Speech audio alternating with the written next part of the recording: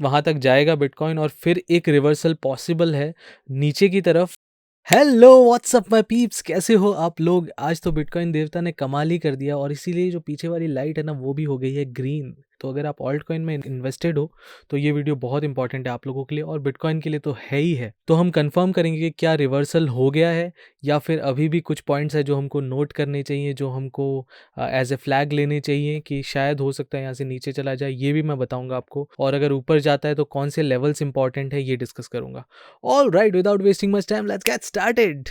मैं आ गया हूँ यहाँ पे लॉग स्केल में। ये जो पिंक वाली ट्रेंड लाइन है इसको देखो, तो ये काफ़ी टाइम से चलती हुई आ रही थी और ये डेली टाइम फ्रेम है।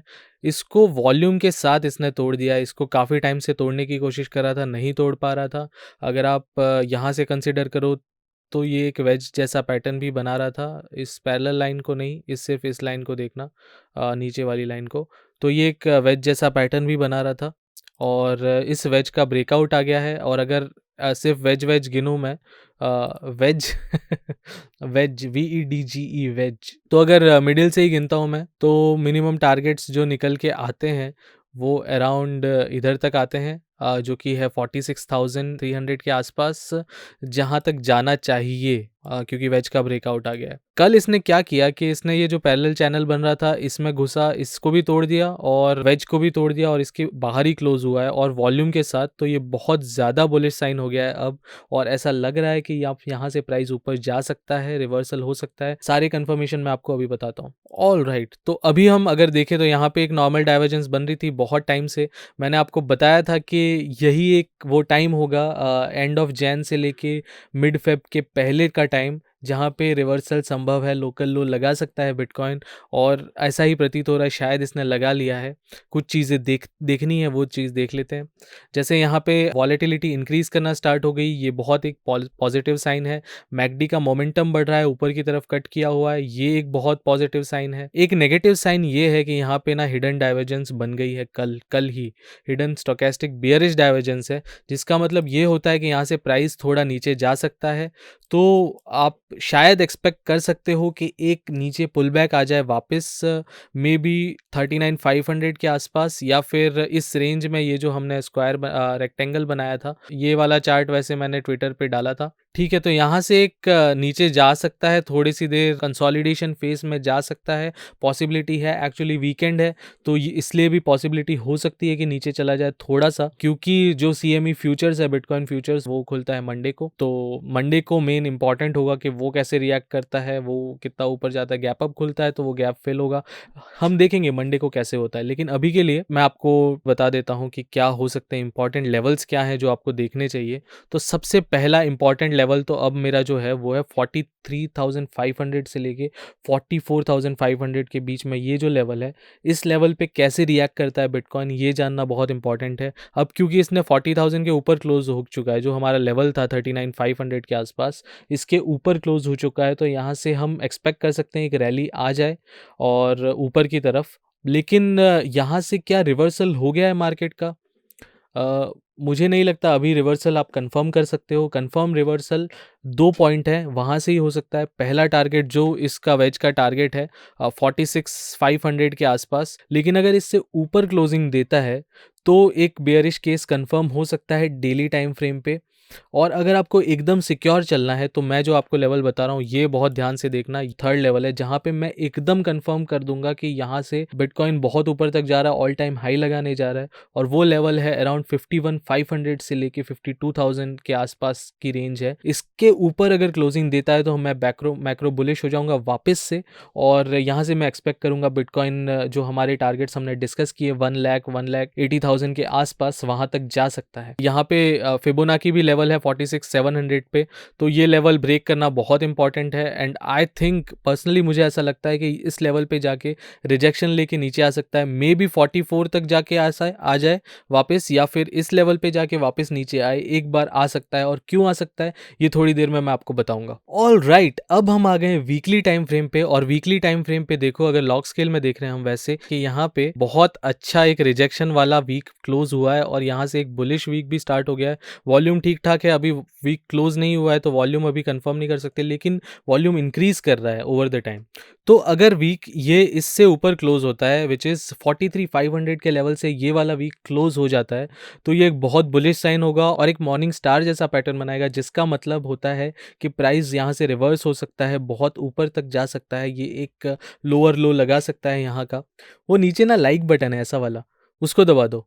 इससे क्या होता है कि यूट्यूब को पता लगेगा कि ये वीडियो अच्छा है और वो और लोगों तक पहुंचाता है। तो ये आपका तरीका हो सकता है मुझे हेल्प करने का, इस चैनल को ग्रो करने में और एक अच्छी क्रिप्टो कम्युनिटी बिल्ड करने में। अब हम देखते हैं फिब टाइम जोन्स, और यहाँ पे ये हमको बता देता है कि कौन से टाइम पे लोकल लो लगा सकता है या लोकल हाई लगा सकता है। अगेन ये वीकली पे वर्क करता है, डेली टाइम फ्रेम पे वर्क नहीं करेगा।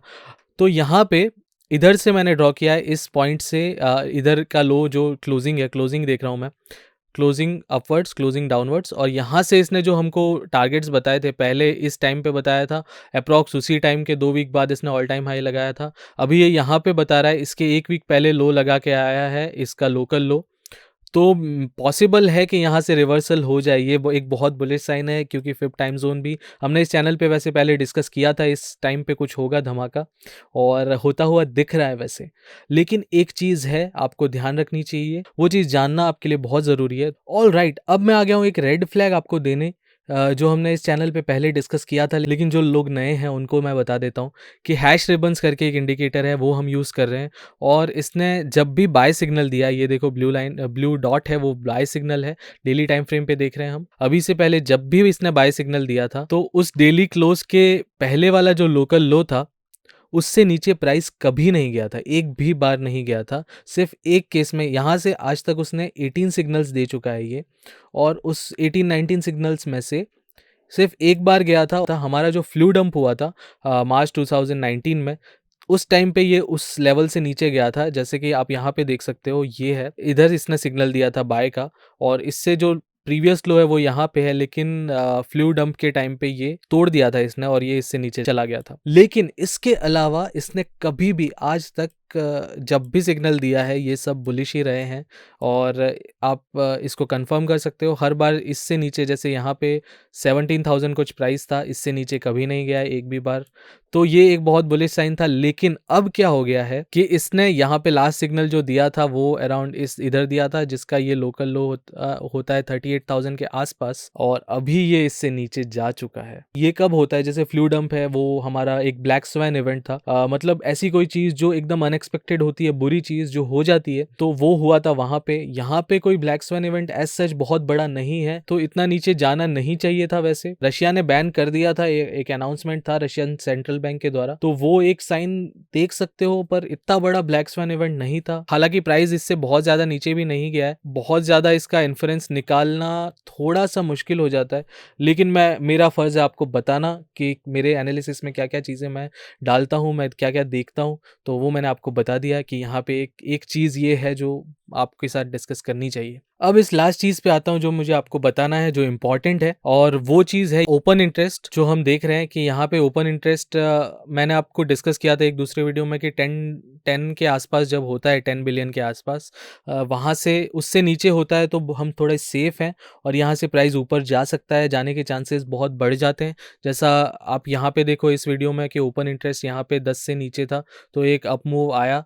हर बार जब 10 से नीचे होता है तो एक अप मूव आने के चांसेस बढ़ जाते हैं, हर जगह आप देख सकते हो। तो यहाँ पे भी ओपन इंटरेस्ट 10 से नीचे चला गया था और प्राइस ऊपर भी जा रहा है। लेकिन एक चीज़ आप देखो कि यहाँ पे भी इस लास्ट साइकिल में भी 10 से नीचे चला गया था, तो एक पुल बैक आ गया था, लेकिन उसके बाद एक्चुअल उसने लो लगाया, उधर ओपन इंटरेस्ट 8 साढ़े 8 के आसपास आ गया था, और उसके बाद रिवर्सल हुआ। और जब भी ये 8 साढ़े 8 के नीचे आता है, 8 के नीचे आता है, तब एक बहुत बुलिश साइन होता है, और वहाँ से प्राइस बहुत ज़्यादा ऊपर जाता है, may be all time high लगा नहीं जाता है। ओपन इंटरेस्ट एक ऐसी चीज़ है जो ओवर द टाइम बढ़ती ही जाएगी, क्योंकि जैसे ही इस एसेट क्लास पे लोगों का भरोसा बढ़ता जाएगा, ये ओपन इंटरेस्ट की वैल्यू ओवर द टाइम बढ़ती जाएगी। ये जो हम वैल्यू सिग्निफिकेंस जो ले रहे हैं, अगेन यहाँ पे यही लग रहा है कि एक बार वापस ऊपर जाके नीचे आना चाहिए, जैसा मैंने आपको बताया 46 700 500 के आसपास, वहाँ तक जाएगा बिटकॉइन, और फिर एक रिवर्सल पॉसिबल है नीचे की तरफ, मे बी 33,000 ब्रेक कर ले, और 29,000 जो लेवल हम डिस्कस कर रहे हैं इस चैनल पे, वो एक बार हिट हो, और वहाँ से रिवर्सल हो, ये एक पॉसिबिलिटी है, पूरी पॉसिबिलिटी है इसकी। लेकिन अगर 46,500 से ऊपर क्लोजिंग दे देता है और फिर 52,000 की तरफ जाता है, तो थोड़ा-सा इसके चांसेस कम हो जाएँगे। वो पीछे लाइट है ना, वो थोड़ी बुझनी चालू हो गई है, तो एक रिवर्सल साइन हो सकता है। बाद में बोलना मत बताया नहीं। नहीं, मज़ाक कर रहा हूँ, उसमें सेल खत्म हो गया है।